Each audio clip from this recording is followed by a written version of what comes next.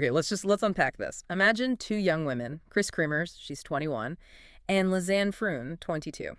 They're on the trip of a lifetime, taking what should be a simple day hike. And they're in a place that everyone describes as, well, paradise. The highlands of Bocate, Panama. Exactly. It was April 1st, 2014, and they set off on this famous trail, La Pianista. It's a well-known path. It leads up to this beautiful lookout. It started as a perfect adventure. But then, around 1 p.m., when they get to the summit, El Mirador, they make a decision, a critical and, as it turns out, a completely catastrophic one. Instead of turning back like everyone is supposed to do. Yeah, instead of turning back, they keep going. They walk past the established route and head straight into this rugged, unmapped jungle beyond the Continental Divide. And they were just not equipped for that. We're talking light clothing, a small day pack. They were totally unprepared for what was waiting for them. That decision was really the end of their visible trail. And the first red flag, the very first sign something was wrong, came that same evening. The local dog they'd taken with them on the hike, it just trotted back to the village, alone. They're officially reported missing 2 days later, on April 3rd. And that's when one of the most unsettling modern mysteries really began. The initial search was huge, but it focused on the main trail areas. But the key evidence, really the only witnesses to what happened to them, they wouldn't be found for another 10 weeks. Much deeper in the wilderness. And those witnesses were digital. So for this deep dive, we are following the forensic trail they left behind. A trail that, you'll see, creates far more questions than it answers. Okay, so fast forward 10 weeks after they vanished. A local woman, she finds a backpack on the bank of the Calibro River. It's about 17 kilometers north of Bouquet. And inside are their passports, some cash, bras, Lisanne's Canon camera, and both of their cell phones. That's Kris's iPhone 4 and Lisanne's Samsung Galaxy S3. So here's the first major contradiction. You have to picture this area. It's a deep river canyon. And for weeks, it had been just pounded by torrential tropical rain. Weeks of it. Yet the backpack and everything inside, the electronics, the paper passports, all of it, it was found dry and undamaged. Wow. That throws a huge wrench in the works right away, doesn't it? It does. Because if that bag wasn't washed downstream, then the only other explanation is that it was placed there very carefully, right before it was found. It suggests someone was controlling the narrative. Yeah. Controlling the evidence. Exactly. But regardless of how the backpack got there, the phones inside contained this precise minute-by-minute roadmap of the first 11 days. And the crisis started fast. On April 1st, the very same day they went missing, at 4:39 p.m., Kris's iPhone tries to dial 112, the international emergency number. And then just 12 minutes later, Lisanne's Samsung tries the same thing. Neither call connected, of course. But those timestamps, they confirmed they were in serious trouble within, 2.5 hours of their last happy tourist photo. And this is where the geography is so important. They'd gone deep into a region where the valleys just naturally block cell signals. There's no way a signal is getting out of there. So the logical thing to do would be to turn back. The standard survival tactic, yes. You reverse course, you hike for a few hours back up toward the summit, El Mirador, and you get a signal. But they didn't. They didn't. The fact that they were trying to make these desperate calls from that remote spot, it strongly implies something severe had happened.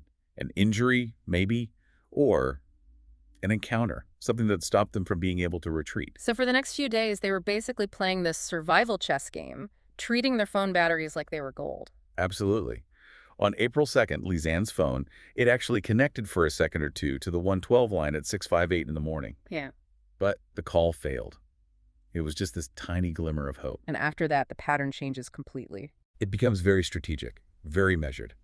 They only turn the phones on for brief moments, usually between 10 a.m. and 2 p.m. on the following days. Not random. Not random at all. That timing lines up with the peak sun, the best possible chance to catch a line-of-sight signal in that kind of deep, mountainous jungle terrain. It shows they were desperate, yes, but also thinking. They had a strategy. But then comes the shift. Around day 6. And this is where the story starts to point away from just, a simple accident. Lisanne's phone finally died on April 6th. And at that point, all the activity switches to Kris's iPhone. And between April 7th and April 10th, someone tried to get into that locked phone 77 times using the wrong PIN codes. 77 times. That's systematic failure to get the code. That's a huge point of confusion. Was this Lisanne maybe injured and delirious trying to call for help, but she can't remember her friend's code? That's one theory. But the other, which many experts find more compelling, is Could a third party have had the phone? A perpetrator trying to brute force their way in to get at contacts or data? Because that effort over multiple days, it feels so deliberate. It's just very unusual for a victim who's trying to save their own life, right? Exactly. The digital trail from the phones it stops abruptly. Right. Chris's iPhone was turned on one last time for 64 minutes on April 11th. And after that, silence. The phones give us this timeline of their desperation. But to really understand the mystery of those 11 days, we have to look at the camera, because that tells a much, much stranger story. So the camera was a Canon PowerShot. It logs every photo with a sequential file name, IMG 476, 477, and so on. Right. Photos 476 through 508 were all taken on April 1st, just normal tourist shots.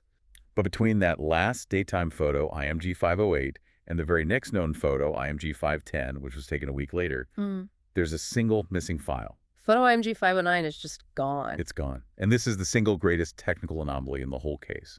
Forensic analysis showed the camera's hardware couldn't accidentally skip a number. The chance of that is less than 1 in 10,000. So it had to have existed. It had to have existed. And what's more, when you delete a photo on a camera itself, you can usually recover remnants of the file. But in this case, the experts found absolutely no recoverable trace of IMG 509. That's right. This image wasn't just deleted by hitting a button, it was securely wiped.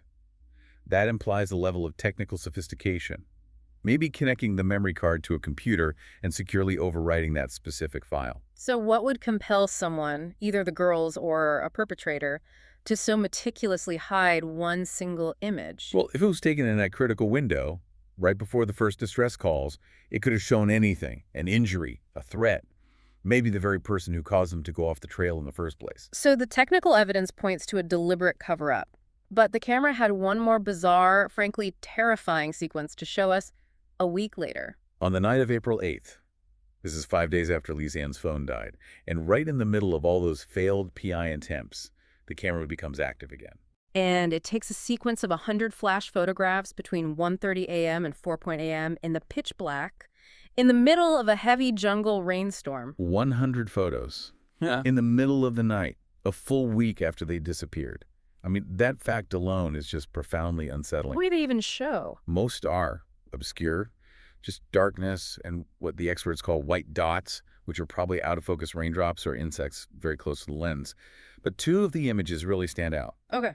IMG 550 clearly shows a red plastic bag or something similar tied to a branch. It looks like it was maybe intended as an SOS signal marker. And the second one, IMG 580, is maybe the most difficult one to look at. It's a close-up of the back of Chris's head and her hair.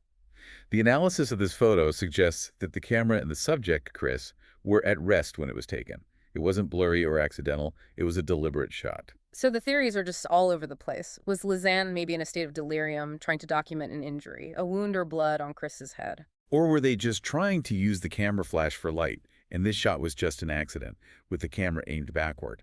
The fact that the subject was still suggests it was very intentional. Which brings us back to the big question of why.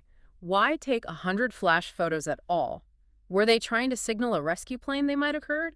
Or was this whole sequence taken by a third party? A perpetrator creating a confusing digital red herring to make it look like the girls were still alive, still trying to survive, to throw investigators off the scent. The specific framing of those two key images, the marker and the headshot, it really fuels that argument that this was something more than a desperate attempt at illumination. Yeah, if the digital evidence paints a strange picture, the physical evidence that was recovered later, it provides its own set of shocking contradictions. After the backpack was found, the search continued. And eventually, they found scattered, partial remains near the Calibra River. We're talking about Lisanne's left foot, found completely intact inside her laced hiking boot.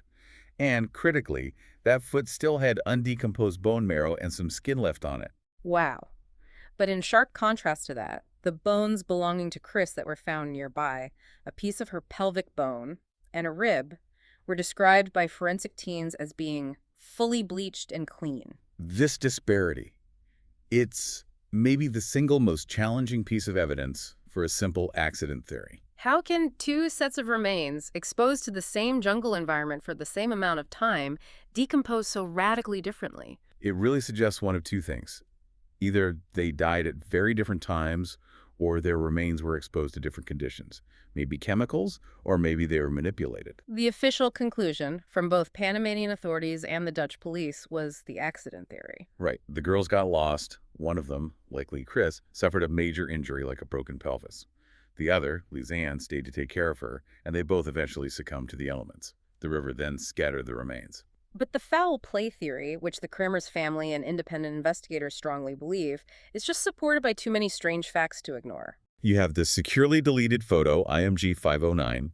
You have the dry backpack that looks like it was planted 10 weeks later. And the Panamanian Attorney General, he initially categorized the case as a homicide or abduction. And you can't forget that dark postscript to all of this. The taxi driver who took them to the trailhead, Leonardo Arturo Gonzalez, he mysteriously drowned less than a year later. Another potential source of information. Just gone. So after all this, what does it all mean? We have this complete digital timeline from their phones and camera across 11 days. We can see their immediate crisis and their strategic attempts to survive. Yet the evidence, the failed pin-out attempts, that deleted image, the bizarre night photos, it confirms they were lost and desperate, maybe even being pursued. But it doesn't tell us how they died. The case is just completely polarized. A tragic accident in an unforgiving jungle. Or evidence of a crime and a deliberate cover-up. The sheer inconsistency of it all. A dry backpack, a wiped photo, and strangely preserved remains. It forces you to confront the possibility that the evidence itself was crafted to mislead everyone. The ultimate truth is just locked away inside the digital fragments of their last days. And those fragments show that for almost 3 hours, in the dead of the jungle night, someone was just repeatedly, methodically triggering that camera flash. So the question you're left with is why? Why did Kris and Lisanne, or whoever had that camera, use that flash one last time for hours in the darkness, only to meticulously remove the one photo, IMG 509, that might have explained everything that happened between the moment they stepped off that trail and the moment their phones first dialed for help? That deliberate empty space in the evidence? That is the true, lasting puzzle of the Pianista Trail.